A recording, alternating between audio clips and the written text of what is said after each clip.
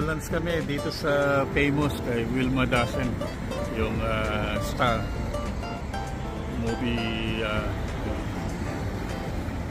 ng Pilipinas.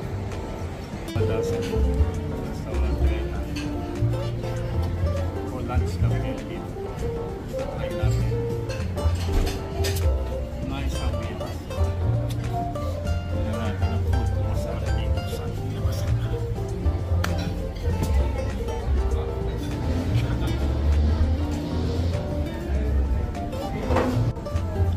So ito yung lugar ng restaurant ni Wilma Dasen. Para lang siyang canteen.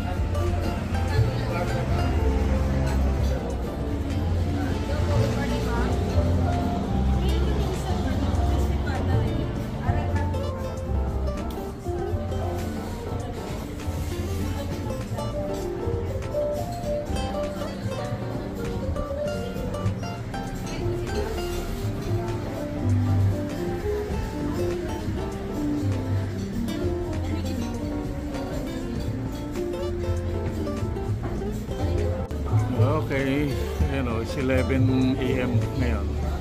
Dumadami na yung mga customer dito kay Wilma Dasen. Ikot-ikot tayo para makita naman natin yung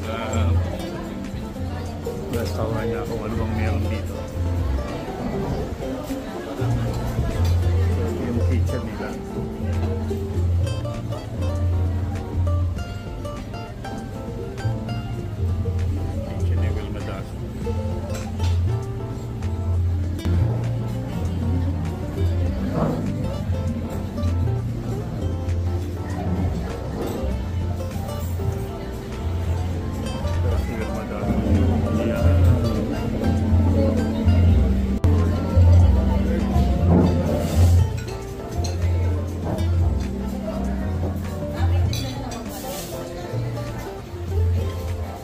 Si Wilma Dasen na video rin siya sa Netflix.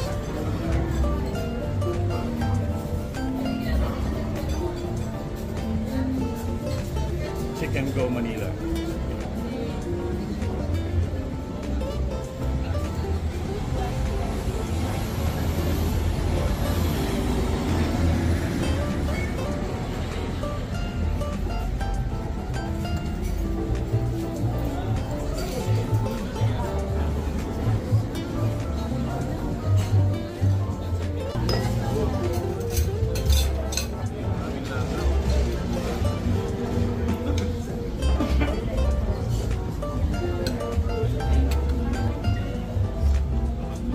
Hey, the food arrived.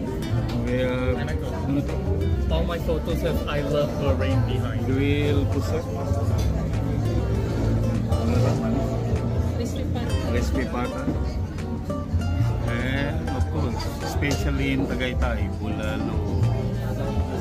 So let's say the bulalo. Hinahanap-hanap pa ang laman. Yan. Hinahalo-halo ang bone marrow. Yun, wow. Yun. I can see the bone marrow. Wow. So nice. Yan ang bulalo. Tapos ang crispy pata. Yan naman.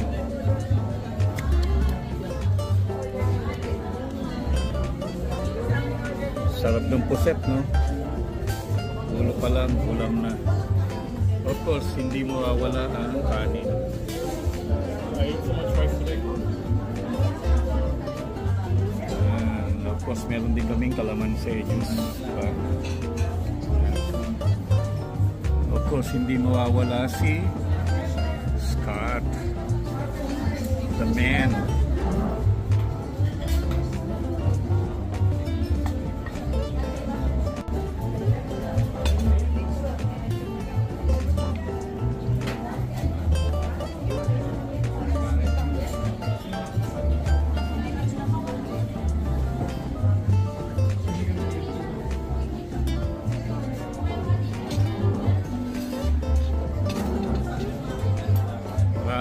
Maraming langaw. So, langaw. Kasi open restaurant home kaya no. Kaya ganyan. Okay, let's eat.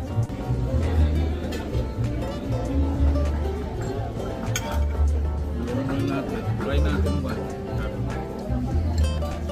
How crunchy.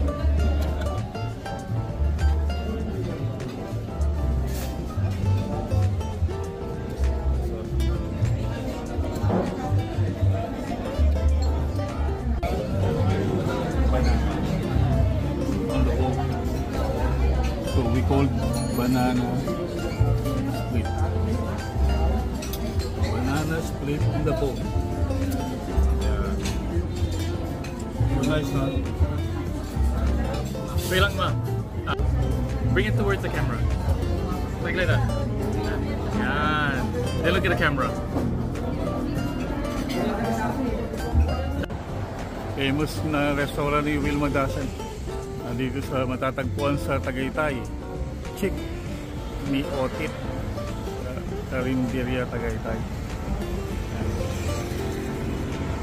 So dito lang siya sa Tagaytay. Okay. Matatagpuan ang location niya.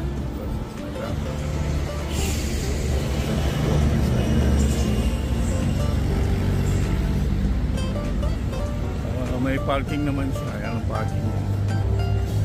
Available sa may mga sasakyan pwede mag-park. Ayan.